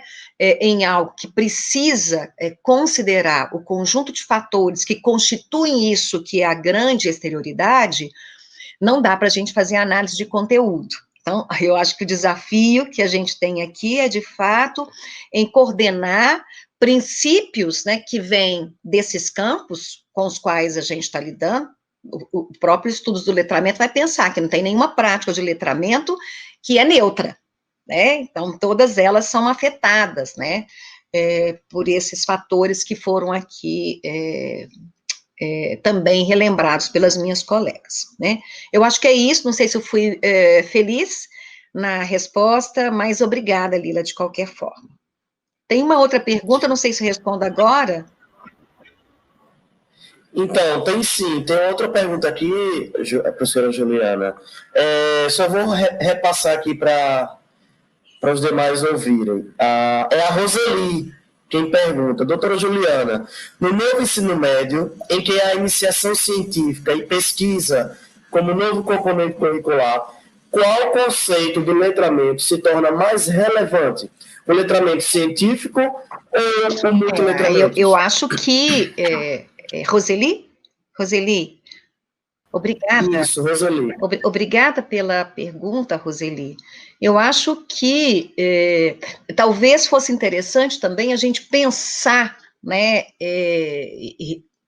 não é possível fazer isso agora longamente, né, numa perspectiva, né, de letramentos, né, é isso, é letramentos, né, a escola precisa cuidar do letramento midiático, a escola precisa cuidar do letramento literário, a escola precisa cuidar do letramento, claro, quando eu penso em letramento midiático, né, eu estou considerando aí um tipo de construção de capacidades para a gente lidar com coisas que vão desde jornalismo, né, jornal, propaganda, e também fake news e etc. e tal. Eu acho que é importante que a gente desenvolva essas capacidades, né?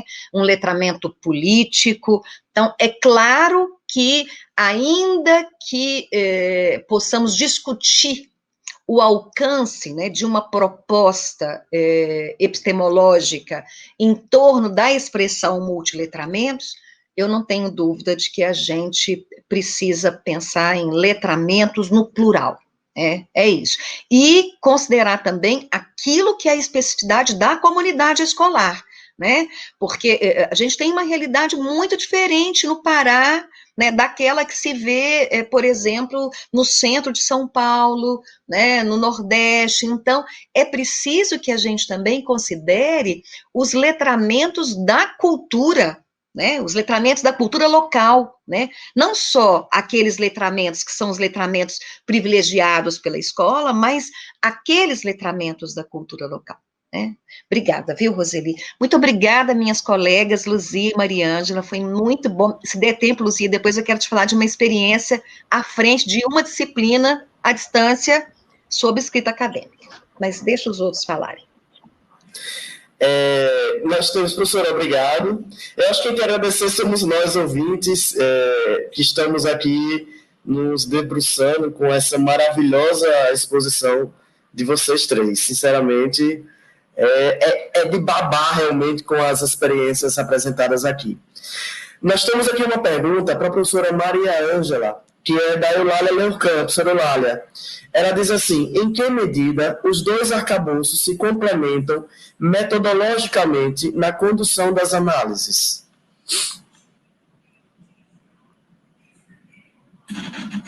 Bom, obrigada, né, professora Eulália, mais uma vez reiterando a alegria de estar aqui, como Juliana disse, né, ao lado de pesquisadores, pesquisadoras, que pensam, né, a possíveis conexões, enfim, não há como não ser dessa forma, né, trazendo aí as injunções de ordem social, histórica, econômica, cultural, como Juliana chamou, agora pelo exemplo lá do Pará, eles se mostram como, todas essas injunções se mostram muito mais como desafios e nos impelem a pensar em novas formas, né, para interagir com essas questões. Bom, eu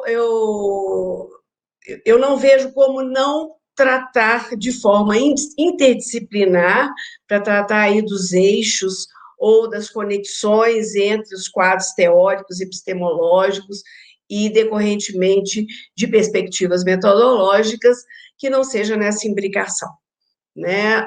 Eu acho que nós só agregamos.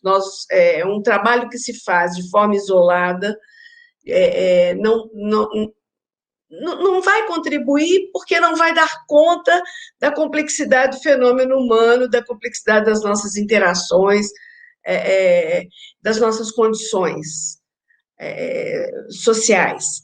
E os significados que são construídos a partir dessa imbricação. Acho que é isso. Hoje o professor Pocente questionava por que não chega à escola, né? Há trabalhos que estão, hoje, até do ponto de vista democrático, mais facilmente socializáveis,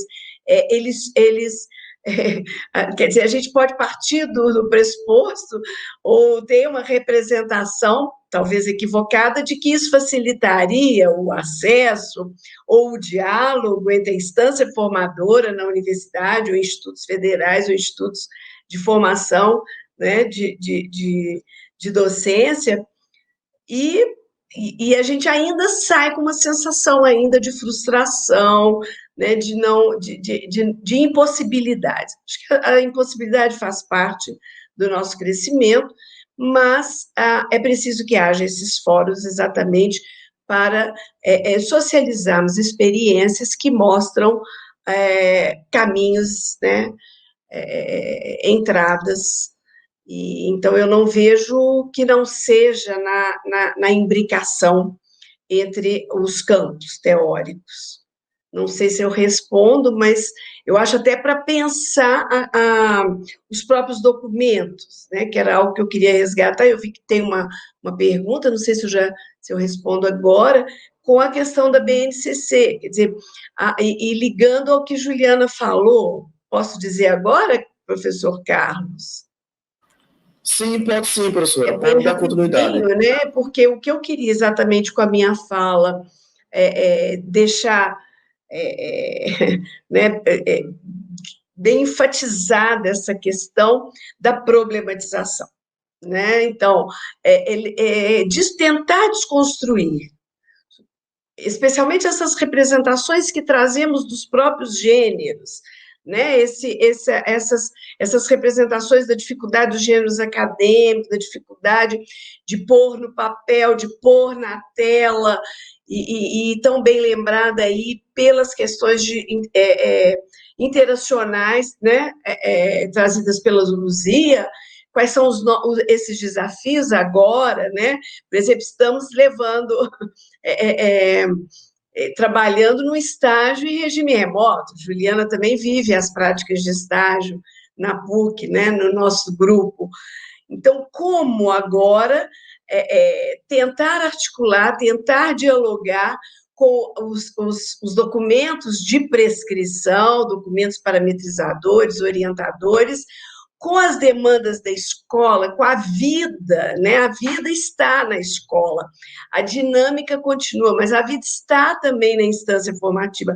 Como viver essa complexa trajetória entre o ir e vir, né, da instância universitária formativa para a instância escolar da educação básica, questionando, realmente, né? Eu acho que avançamos muito, mas ainda temos alguns, né? Em alguns momentos trazemos representações cristalizadas sobre o próprio gênero, né? Qual é o papel dos gênios? Os gênios podem ser encarcerados, né, em modelos. Como lidar com isso, né? É a melhor maneira que eu acho, não sei se eu consegui responder a Eulália, mas eu queria muito dizer isso. Nós temos também aqui 2 perguntas para a professora Luzia. A primeira seria a seguinte, é da professora Eulália Leocão também. Como a senhora pensa trabalhar seus dados em uma situação de formação de professor? Ok. Uma coisa que nós já estamos fazendo é o seguinte, é começar a olhar para as tecnologias com mais minúcia e tentando verificar a relação dela realmente com os diferentes gêneros que vão aparecendo, mas também fazendo um movimento junto ao professor para quebrar um pouquinho a ansiedade, a ideia de que eu tenho, seja por causa do ensino remoto, seja por causa do EAD, que dominar todas as ferramentas tecnológicas é absurdo. E acho que foi a maior aprendizagem que eu tive, né, no meu curso de especialização, né? Tempo todo vai ter novas tecnologias. No curso, né, até fazendo uma digressão rapidinha, mas durante o curso acontecia uma coisa ótima, de repente os professores indicarem para a gente um determinado software para fazer edição de vídeo, e quando a gente já ia baixar, já tinha uma nova edição, que não batia com aquela que eles tinham apresentado no curso. Então, é muito interessante. Há um movimento gigantesco, que é fantástico, que é lindo, mas é muito importante que o professor não perca, né? Qual é o foco daí de trabalho dele? Ele tem um objeto de ensino, a não ser que o objeto de ensino dele seja a tecnologia, mas se não é, ele está na área de línguas, ele tem um dado objeto de ensino, e a partir desse objeto, ele tem o direito de escolher, né, que tecnologias sejam as mais tradicionais, como o nosso, né, adorado, eu adoro um giz e uma lousa, né, estou sentindo muita falta dela com essa questão do ensino remoto, né, até os programas mais avançados, né? Não faz sentido, de repente, o professor tentar colocar na sua aula, né? A gente está tendo vários cursos disso, tá? De gamificação, né? Então, eu tenho que levar um game para a sala de aula, porque a aula vai ficar mais dinâmica, o aluno vai ser protagonista. Depende do teu objeto de ensino, depende do que você vai trabalhar, e você tem todo o direito de fazer a escolha. Então, nós temos tentado, em termos de formação de professores, compreender melhor as diferentes tecnologias, mas refletir também sobre a pertinência.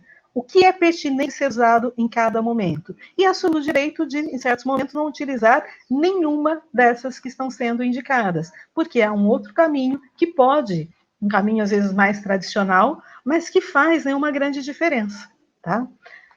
Espero ter respondido. E tinha uma outra perguntinha, né, de alguém falando da questão do EAD, né? Eu vou tomar sequência, você coloca, Isso. Érica?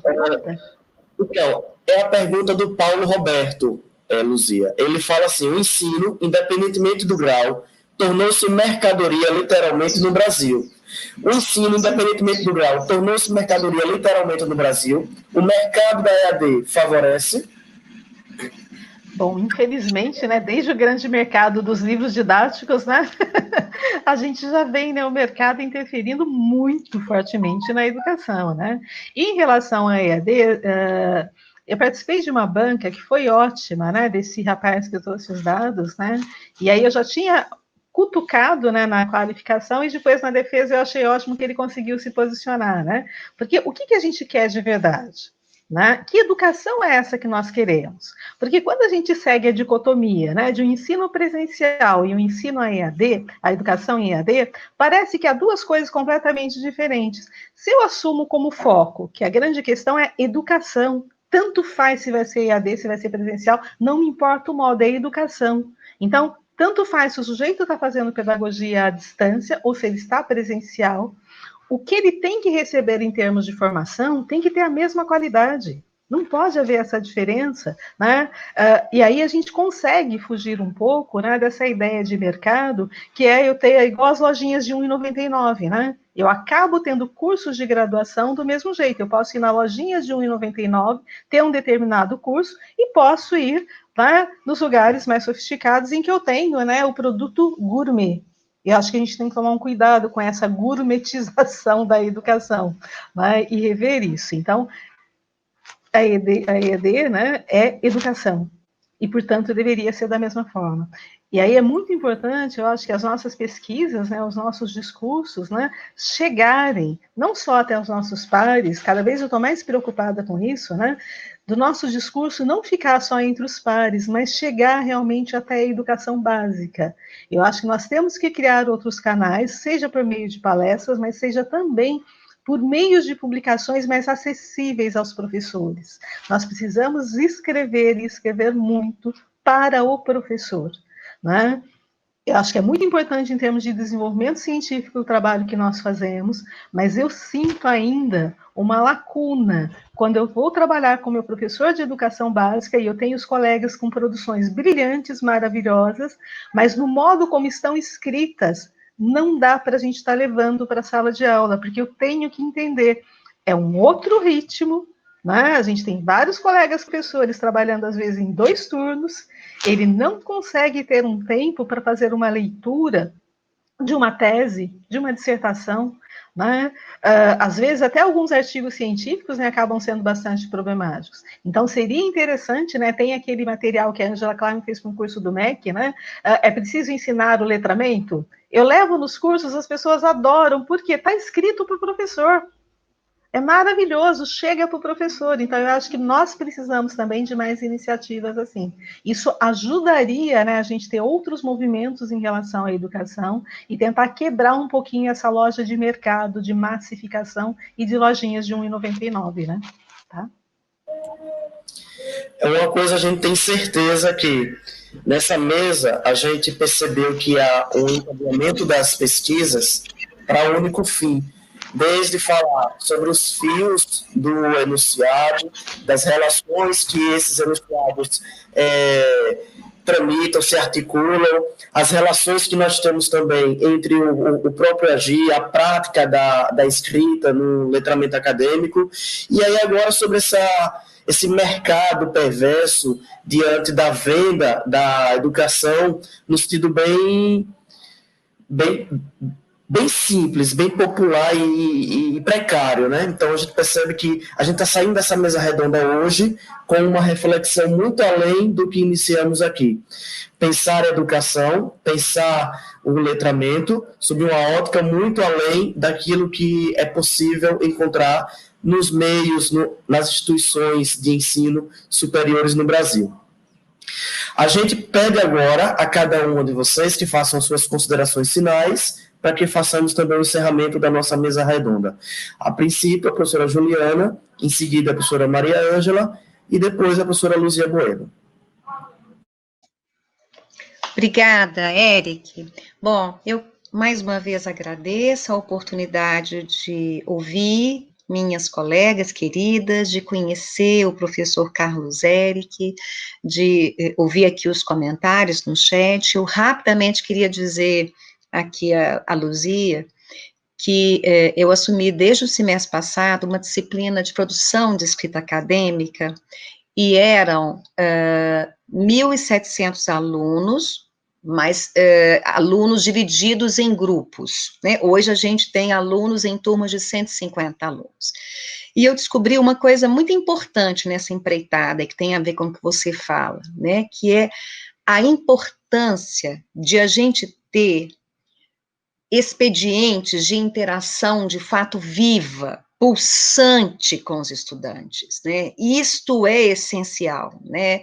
Ele precisa, o que faz diferença é isso. O que faz diferença é o contato com o professor, um contato efetivo, sem o que a gente não pode, de fato, viver a educação. Então, eu acho que há muitas coisas, sabe, sobre as quais a gente deve conversar, e eu concordo com você, Luzia, a gente precisa fazer chegar essas reflexões a quem de fato interessa, né? Então, é muito bom, é muito solidário, sabe, ouvir esse eco aqui na sua pesquisa, e espero que vá para frente. E minha querida Maria Ângela, sempre bom ouvir você, e com essas questões que você deixa a partir do experimento com o aluno relativamente a gênero, né, as certezas que a gente tem com relação a gênero, e efetivamente como isso tem a ver, portanto, com gestos de compreensão que a gente realiza. Então, muito obrigada, espero revê-las em breve no outro espaço, tá, gente?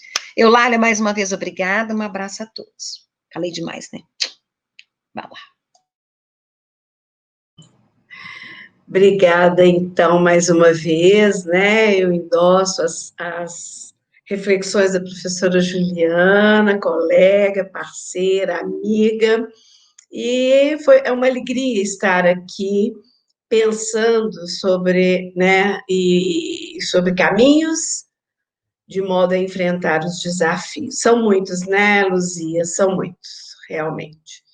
E realmente é na articulação, nessa interação, buscando modos de afetar os nossos pares, porque somos parceiros, nós não podemos nos ver numa torre de marfim, porque estamos tratando numa outra instância formativa. Somos todos formadores, né? E formadores de leitores, que é o que a gente mais precisa nesse momento, de interagir para compreender que representações cristalizadas nós temos de sociedade, de trabalho, de ação humana, e daí, né, essa avaliação axiológica a que se referiu agora mesmo a Juliana, trazendo o Voloshinov. O Voloshinov está sempre nos nossos diálogos, porque ele, de fato, né, nos seus estudos, trouxe essas possibilidades de tentar entender o outro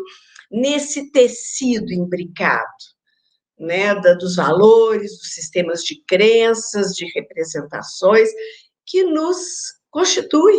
Nós somos assim, né? Então, não podemos ter verdades prontas. Então, é preciso questionar o tempo todo, né? Aldre Leal ontem dizia assim, o porquê é uma postura subversiva, e tomara que continue sendo, né? Porque a partir do momento que eu parar de problematizar, de questionar, eu acho que aí nós perdemos, estamos numa encruzilhada e sem rumo. Muito obrigada, Luzia, né, por essa reflexão. Estamos aí no meio dessa reflexão, no meio dessa linha de tiro, né?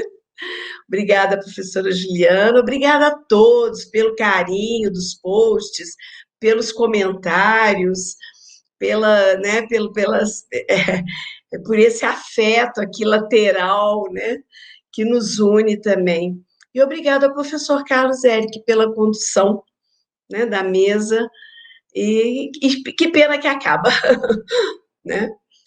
E obrigada, professora Eulália, claro, nossa amigona.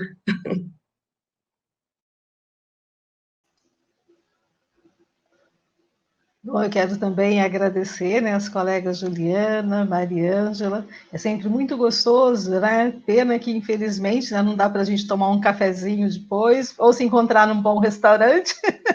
Né, hoje nós ficamos por aqui, né, junto com a Eulália, seria uma delícia, daí tá, né, ou em Sergipe, né, ou no Ceará, passeando por um lugar tão gostoso, né, mas eu agradeço muito também a oportunidade, eu acho que foi muito bom, né, o trabalho da Juliana me sensibiliza muito, porque daí tá justamente nessa questão desses aspectos psicológicos que a gente acaba desconsiderando, então é ótimo ver nos dados dela, né, o trabalho da Mariângela, né, nossa eterna parceira em relação aos estágios, né, Mariângela, é muito gostoso saber que você continua fazendo muitas experiências muito boas, né? Eu acho que a gente tem coisa muito legal e realmente a gente tem que divulgar e trocar mais experiências, né?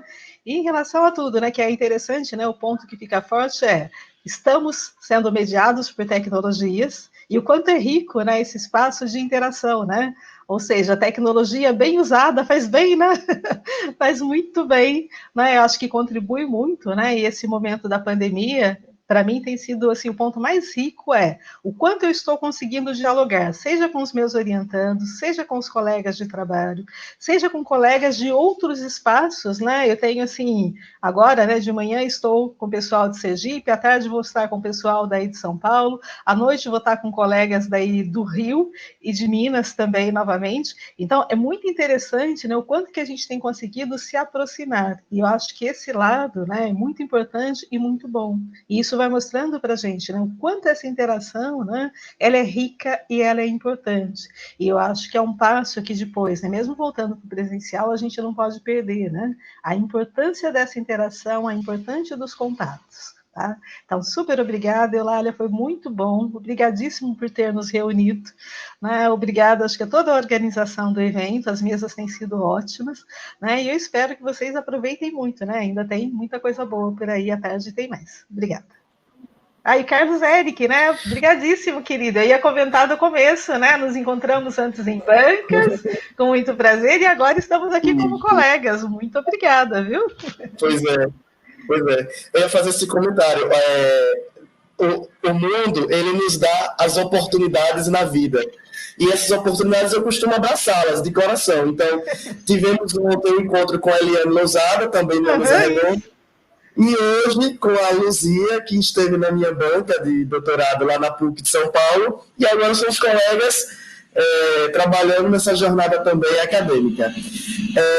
Foi contar com a Eulália, né? A Eulália agora apareceu aí, é uma forte parceira nossa, uma parceira na organização do nosso evento junto ao GEPLA. Costumamos dizer que nós temos sangue puro do ISD dentro do nosso evento aqui. Sangue puro que foi construído lá no GEPLA e que se reflete em cada cantinho do Brasil. Faço minhas as palavras da Eulália.